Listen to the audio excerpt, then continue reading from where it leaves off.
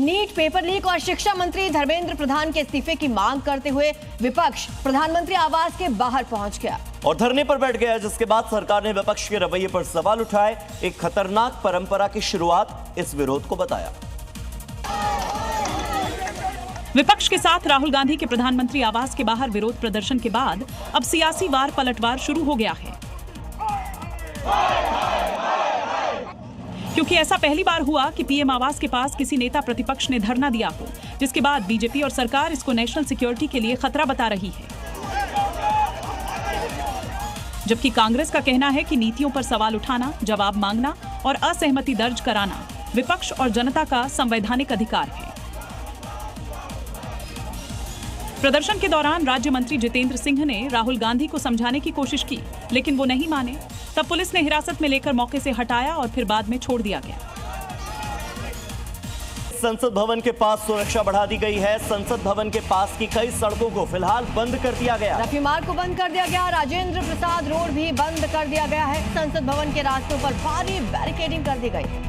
तो रफी मार्ग भी इस वक्त बंद है। इसी के साथ राजेंद्र प्रसाद रोड जो है वो भी बंद है और आसपास की कई ऐसी सड़कें हैं जहां पर बैरिकेड्स लगाने के साथ साथ भारी पुलिस फोर्स की तैनाती भी की गई।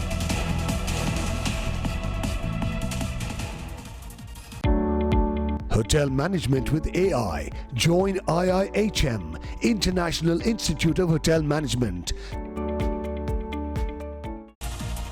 विरोध कर रहे कांग्रेस सांसद राहुल गांधी का कहना है कि छात्रों के मुद्दे पर चर्चा होनी चाहिए। संसद में चर्चा कराए सरकार, राहुल गांधी ने कहा। अमित शाह इस्तीफा दें, ये भी अब राहुल गांधी कह रहे हैं। तो राहुल गांधी एक तरफ कह रहे हैं कि शिक्षा मंत्री धर्मेंद्र प्रधान इस्तीफा दें, दूसरी तरफ वो केंद्रीय गृह मंत्री अमित शाह का भी इस्तीफा मांग रहे हैं। वो कह रहे हैं कि सरकार स्टूडेंट से माफी मांगे जो लाठीचार्ज उन्होंने किया। लाठीचार्ज करने वालों के खिलाफ भी कड़े से कड़ा एक्शन हो, ये राहुल गांधी की मांग। साथ ही वो कह रहे हैं कि स्टूडेंट से पुलिस केस भी हटाया जाए।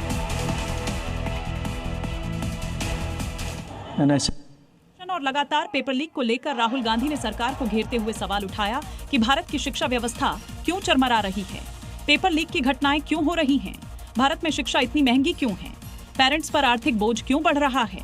इन सवालों के साथ ही राहुल गांधी ने कहा कि पीएम मोदी को माफी मांगनी चाहिए। इसके साथ ही गृह मंत्री अमित शाह और शिक्षा मंत्री धर्मेंद्र प्रधान के इस्तीफे की मांग की। फाइनली पूरी ऑपोजिशन चाहती है कि ये जो इशू है देश का सबसे बड़ा इशू है, इस पे लोकसभा में, राज्यसभा में डिबेट हो और हम अपनी बात रख सकें।